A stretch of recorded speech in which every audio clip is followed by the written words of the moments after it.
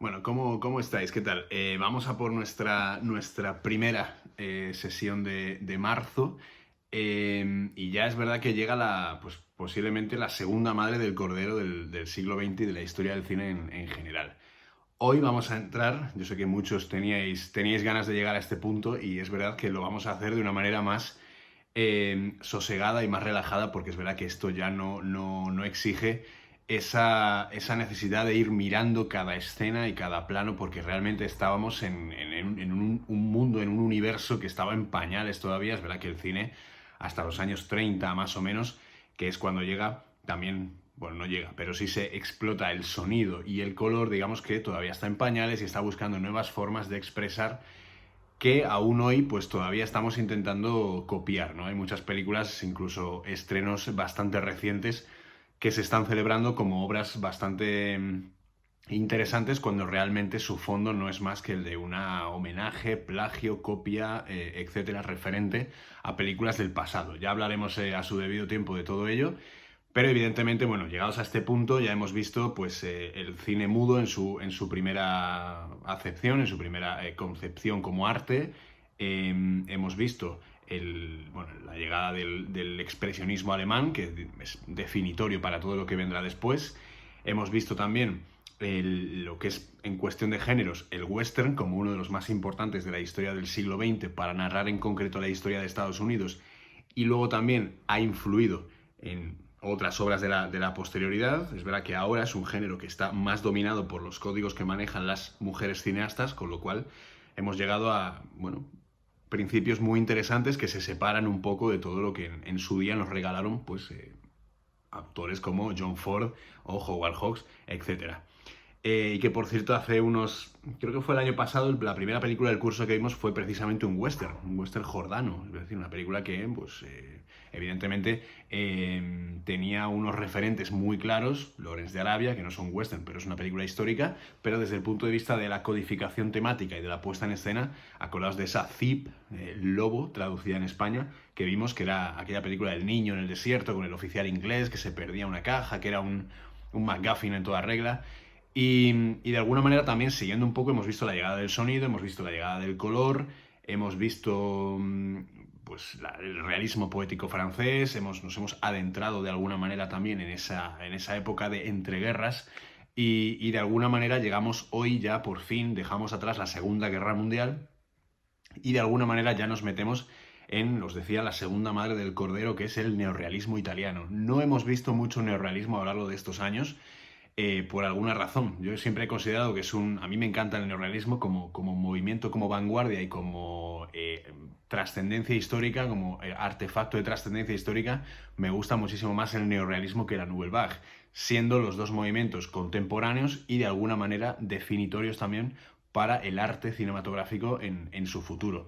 Entonces, el neorrealismo quizás encontremos muchos más puntos de unión, porque en España quizás también el neorrealismo español tuvo muchísimo que ver con ello. Ya llegaremos a esta parte. Pero hoy llegamos, digamos, a Italia, que es un país marcado por la guerra, y en apenas 5 años, desde el 45 que se acaba oficialmente la Segunda Guerra Mundial en Europa, hasta el 50 más o menos, la situación política es completamente distinta a la que se vive antes de la guerra. Acordaos que el fascismo, en este caso el Partido Fascista Italiano, con Benito Mussolini a la cabeza, están desde el año 1922 hasta el año 1945, con lo cual en todos estos años, aunque la industria y la producción de cine fue muy alta y de alguna manera desde el punto de vista, evidentemente, como ya hemos estudiado en Alemania con la UFA, el cine italiano se enriqueció de la necesidad de propaganda por parte del régimen de Mussolini, pues de alguna manera aquí empieza un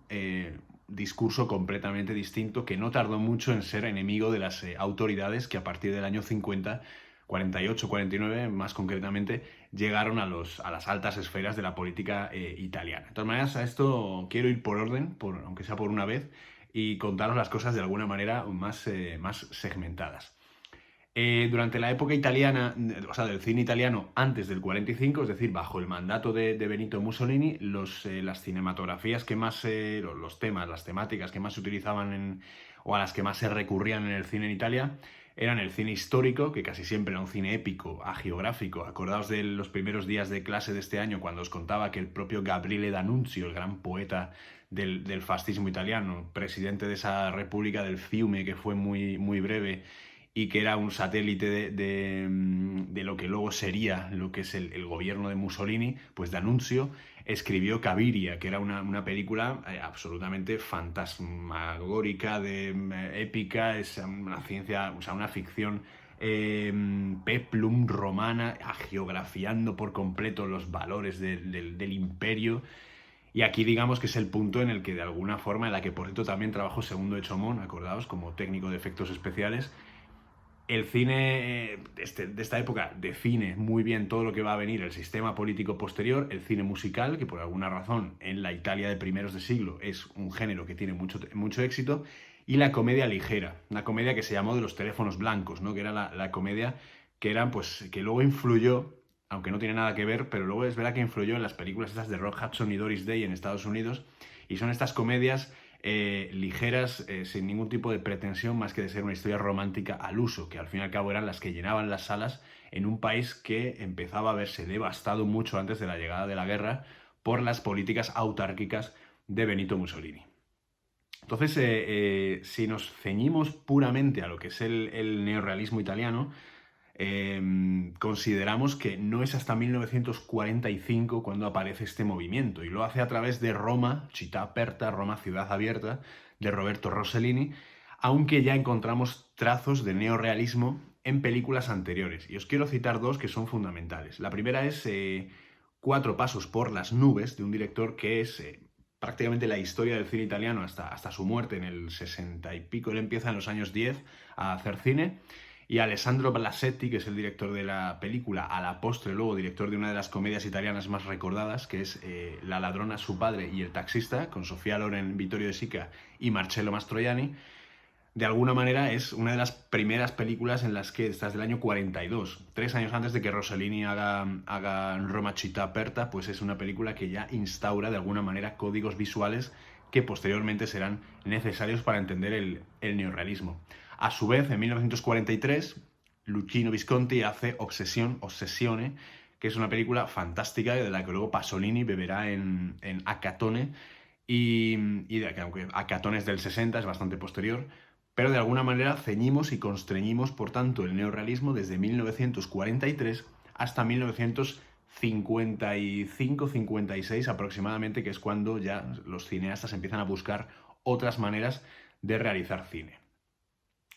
Hay un hecho fundamental en el cine italiano que tiene lugar en 1937, y es que se inauguran los estudios de cine más famosos del mundo en ese momento, que eran Cinecittà, más famosos incluso que Hollywood, porque la dimensión de Cinecittà era bestial. Se rodaban unas 200 películas al año, y no solamente italianas, porque era imposible, sino de distintos lugares en este caso de Europa. Hubo mucha colaboración con Alemania. Todavía Estados Unidos iba y mandaba algún equipo. Esto iba a decir, bueno, Franco, evidentemente, con España, el cine italiano, con luego la posterioridad del chorizo western este que vimos cuando vimos las películas del oeste, pues de alguna manera algunas también, como eran coproducciones entre generalmente España e Italia, de vez en cuando se metía Francia también de por medio, pero muy, muy poquitas, o incluso Alemania la Alemania del oeste, porque venían actores de aquel lugar, pues esas coproducciones se rodaban todas en Cinecittà. Entonces ha terminado siendo uno de los estudios más grandes del mundo y bueno, se incendió, se volvió a recuperar. Godard rodó allí El desprecio. O sea, es un plató que realmente es un estudio, perdón, que realmente es el auténtico narrador de la historia del cine italiano. ¿Qué sucedía en esta época para que lleguemos a hablar del neorrealismo? Había unos códigos que los directores tenían que intentar evadir, y es que en el cine italiano de la época estaba prohibido mostrar la pobreza, estaba prohibido también, o de alguna manera estaba vetado el utilizar imágenes que dieran a entender los tratos de delincuencia con los demás ciudadanos, y la imagen a proyectar de Italia era la de un país que era libre y era próspero. Es decir, aunque estuviera Benito Mussolini y las políticas fueran autárquicas y el nacionalismo fuera exacerbado, Italia era un país libre, más o menos el caso alemán, ¿no? La propaganda alemana a través del cine. Y Mussolini entendió, quizá mejor que Hitler, pero no mejor que Goebbels, que el cine era uno de los instrumentos más importantes para llegar y para alcanzar a las masas. En este caso, no solamente desde el punto de vista de lo que intentó pretender de manera expansionista Alemania, sino desde el punto de vista de la sociedad italiana, que era lo que Mussolini podía manejar con bastante más éxito que luego exportar las películas italianas al exterior. Conocemos más películas alemanas de los años 30 que películas italianas, porque la maquinaria alemana fue bastante más potente y porque los cineastas que huyeron de los nazis en los años 30 fueron bastante más relevantes que los cineastas italianos, que al fin y al cabo no tuvieron las oportunidades que tuvieron de huir y tuvieron que quedarse, y a partir de la muerte de Mussolini empezar a rebuscar en estos códigos y empezar a tumbarlos desde el punto de vista del cine.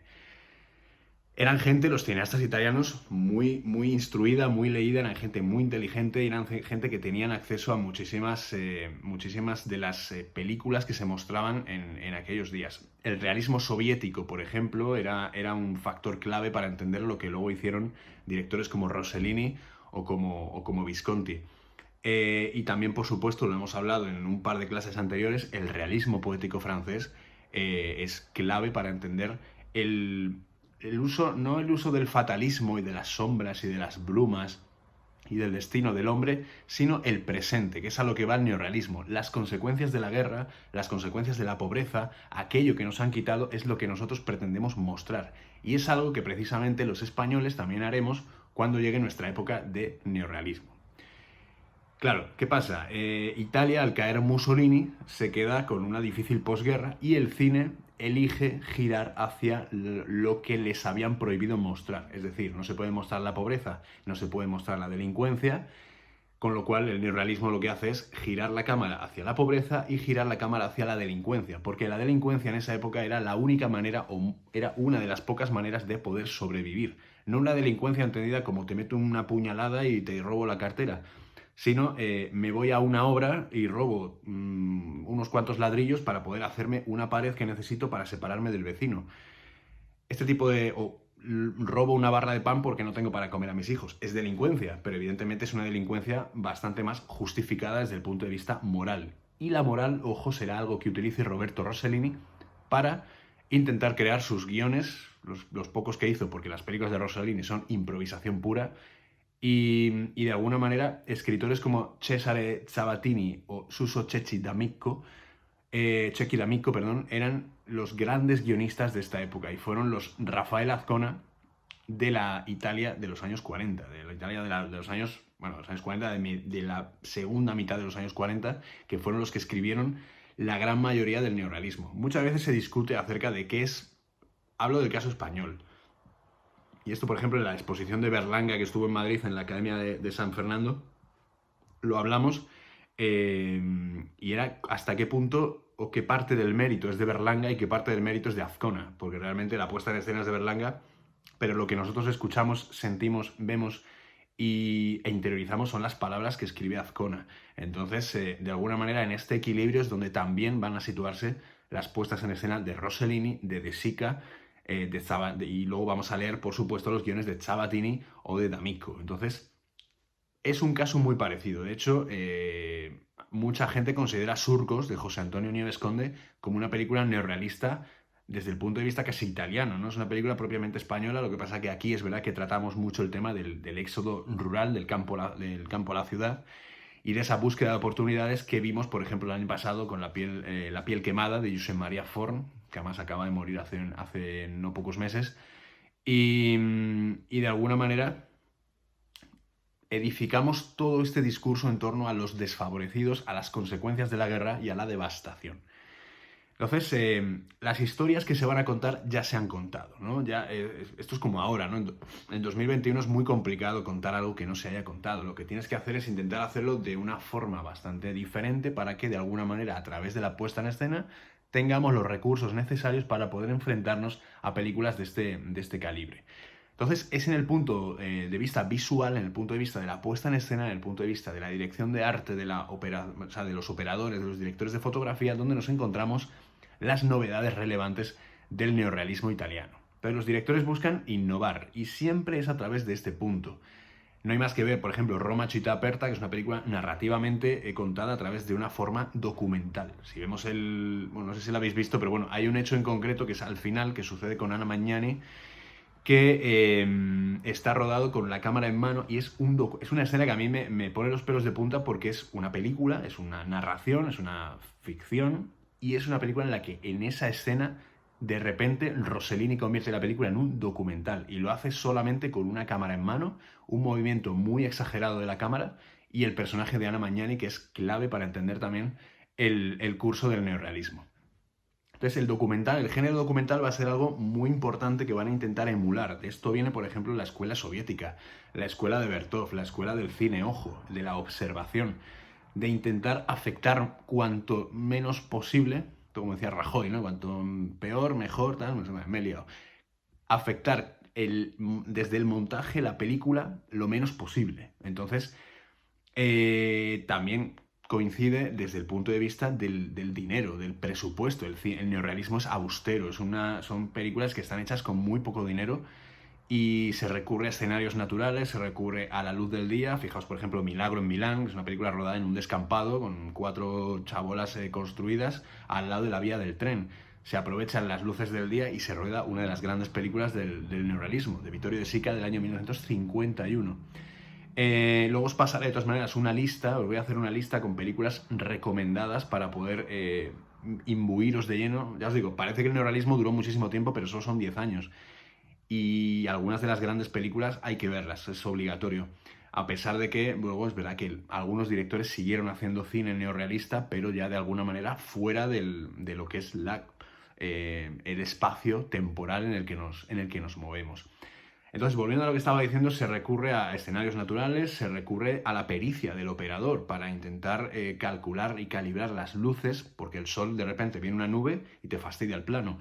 Entonces, es la pericia, es la habilidad del director de fotografía, del operador, el que, de alguna manera, aprovechando la improvisación que también tenía el neorrealismo, porque los guiones eran 4 ideas generalmente con actores amateur que no tenían absolutamente ninguna vinculación con el cine, pues si de repente había un plano soleado, había una fiesta y el sol tapaba de repente el director gritaba todos tristes y la película volvía se metía en un estado de completa tristeza. Entonces, esto es el uso del neorrealismo y el uso de ir directamente, no impostar a lo mejor como hacían los franceses con las brumas y tal, que bueno, estaba muy bien, claro, evidentemente, no vamos a desmerecer, pero el neorrealismo de alguna manera incluso aprovecha lo natural, lo aprovecha las condiciones climatológicas para salir a rodar y para salir a narrar esas historias que de alguna manera nos han construido la iconografía del neorrealismo. Milagro en Milán, para entender esto, es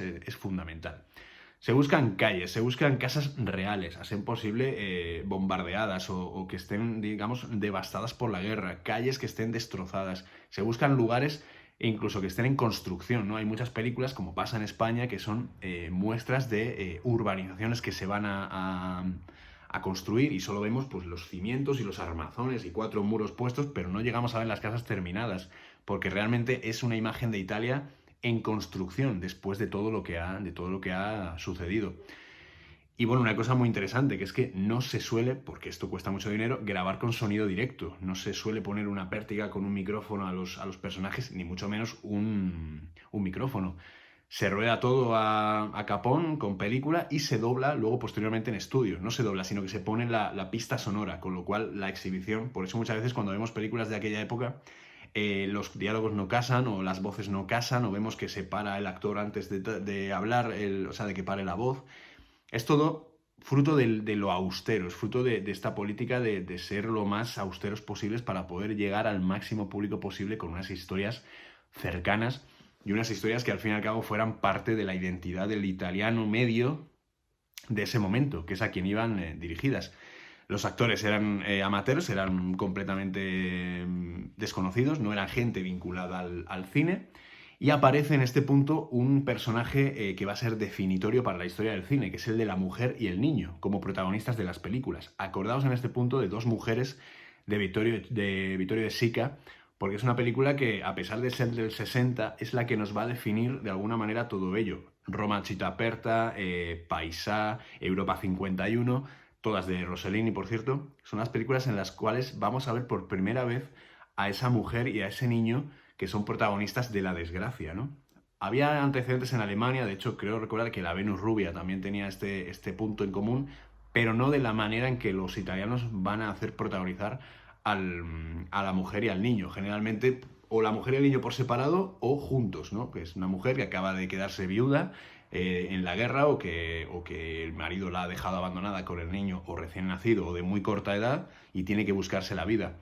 Son películas que, a ver, evidentemente están manejadas con mucho tacto y generalmente no tienen esa melodía de pianito ni de violín triste que acompaña al protagonista, sino que simplemente muchas veces son planos con un silencio abrumador, donde solamente vemos a esa mujer andando por una carretera buscando un lugar donde poder pasar esa noche. O se me viene a la cabeza, por ejemplo, Un milagro en Milán, por ejemplo, hay una escena en la cual el niño pierde todo lo que tiene, incluida la abuela, que es la que lo está criando, y hay un corte a plano que es, a mí me hace llorar siempre que la veo, que es el niño vestido de negro, que además tiene una cara adorable y es maravilloso, detrás del coche fúnebre con esto, completamente solo y sin música de ningún tipo. Entonces es una absoluta. El niño además con el sombrerito agarrado al pecho y detrás del féretro de la abuela, solo, en soledad.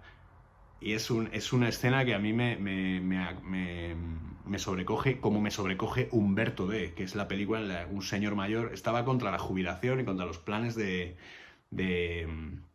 bueno, los sistemas de jubilación, de pensiones de la Italia de posguerra. Es un señor mayor y su perro. Y es uno de los mayores atentados a mi emoción, que es, o sea, no he podido verla. Hace 20 años que no veo esa película y no pienso verla. O sea, si queréis que un día la veamos, yo me salgo de la sala. No puedo con esa película, me entristece muchísimo. Pero bueno, volviendo al tema, que me desvío. Bueno, ya os he contado que eso, no hay sonido directo, los actores son amateurs, escenarios naturales, de alguna manera tampoco suele haber un guión cerrado, ¿no? Se deja mucho lugar a la improvisación, se deja mucho lugar a la naturalidad de esos actores que no tienen absolutamente nada que ver con el cine. Con lo cual salen escenas en las cuales vemos, como vamos a ver, perdón, en la película de hoy, como hay gente que no ha actuado en su vida, gente que no sabe muy bien dónde tiene que mirar, y realmente ese es el punto en el que nosotros notamos la naturalidad del neorrealismo italiano. Desde el punto de vista político, el neorrealismo surge desde una cercanía al Partido Comunista Italiano, con lo cual todo lo que además está codificado a la manera cristiana, ¿no? A la manera como la alabanza al hombre, desde el punto de vista de lo que es los cristianos italianos, que luego paradójicamente la democracia cristiana italiana será quien se cargue el neorrealismo.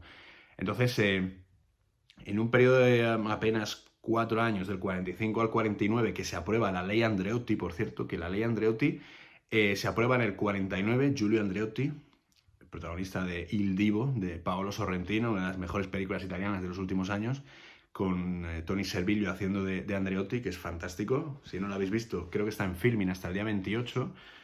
No sé si llegaremos, hoy es 24, yo creo que sí. De alguna manera, la ley Andreotti estuvo vigente hasta abril del año pasado. Es decir, es una ley por la cual el Estado, el gobierno, puede intervenir en las películas de los cineastas. Y esto es muy grave. En España esto no lo hay desde hace muchos años, muchas décadas.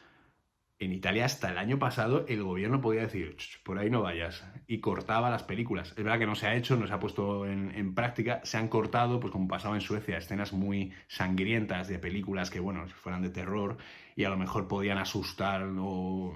No, pero bueno, no desde el punto de vista religioso y moral, que era lo que iba la ley Andreotti en su origen. Pero para que veáis que la censura en Italia, desde el punto de vista legal, estaba amparada hasta abril del año 2021. Os pasaré un artículo del País, de Daniel Verdú, que es mi corresponsal en Italia favorito, y ahí os cuenta un poco la cuestión.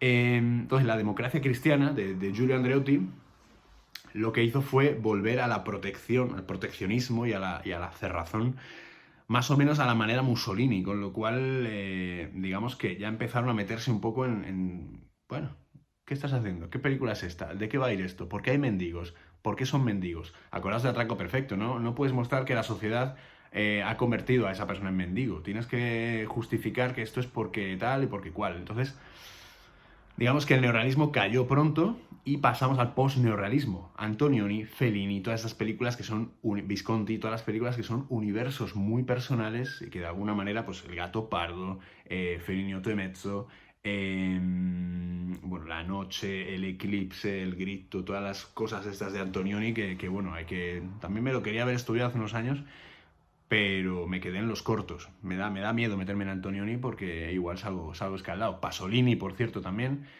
el cual tiene el récord de películas intervenidas por la censura. 9 de sus largometrajes fueron intervenidos por la censura, por escenas sexuales, por escenas de atentado contra la moral, contra los sentimientos religiosos, etc. Pasolini era un subversivo de marca mayor. Entonces, eso, os mandaré la lista. Es un movimiento que de alguna manera tuvo mucho que ver pues con la Nouvelle Vague, sobre todo porque son contemporáneos, y ambos dos van a ser los momentos más influyentes de la historia del cine para los cineastas posteriores. Con lo cual, os voy a pasar la lista de todas las películas, son unas 20 aproximadamente, para que de aquí a dentro de muchos años pues tengáis cine para ver acerca del neorrealismo. Y además es cine que he ido seleccionando de bastantes fuentes, y os ofrezco una lista bastante bien clasificada por año y por director, con lo que yo creo que son las películas que hay que ver del neorrealismo italiano. Y ahora os cuento un secreto. La película que vamos a ver hoy, que es El techo, de Vittorio De Sica, bueno, aparte es una película que influyó enormemente, lo vais a ver, en El pisito de Marco Ferreri en España, con José Luis López Vázquez. De alguna manera es una película que también inaugura la manera en la que los españoles mostramos todas las cuestiones que tienen que ver con los interiores de los hogares. Y es una película en la que vais a ver a Plácido, vais a ver El pisito, vais a ver El verdugo, vais a ver muchísimas películas, El mundo sigue, de Fernán Gómez, vais a ver muchísimas películas de las cuales luego Berlanga y Azcona hicieron las propias historias españolas de nuestros días en la posguerra española. Pero de alguna manera la película no era la que íbamos a ver. He estado hasta última hora debatiéndome entre dos. Una era Te querré siempre, de Roberto Rossellini, con Ingrid Bergman y George Sanders, y la otra era El techo. Finalmente me he decidido por Vittorio De Sica porque creo que es la definición perfecta de lo que entendemos que es el neorrealismo. La de Te querré siempre, si queréis verla, también está en Filmin y nos puede ayudar a completar una visión distinta del neorrealismo desde el punto de vista de la burguesía. Y es una cosa muy interesante que si queréis de alguna forma y queréis hacer programa doble, pues si queréis ver Te querré, no es obligatoria, ojo, pero si queréis verla para el viernes que viene, adelante. Si no, El techo, que es la película que vamos a comentar la semana que viene, y yo os daré también algunas claves de Te querré siempre por si queréis verla luego a posteriori. Pero ya os digo, si queréis verla y queréis ver las dos películas para la próxima semana, oye, pues será una manera de hacer los deberes fantástica. Así que nada, os dejo con El techo, de Vittorio De Sica, una película de 1956, pleno neorrealismo, y nos vemos la siguiente semana. Ya con toda la información que tenéis, nos meteremos de lleno a estudiar el cine italiano de mediados de siglo, y ya sí que sí, todo lo que nos queda ya es algo maravilloso. Así que nada, os dejo con la película, disfrutadla, o sufrid con ella, porque no hemos cambiado nada en 60 años, o 70 años, mejor dicho, y nos vemos el viernes que viene. Cuidaos mucho y un abrazo fuerte.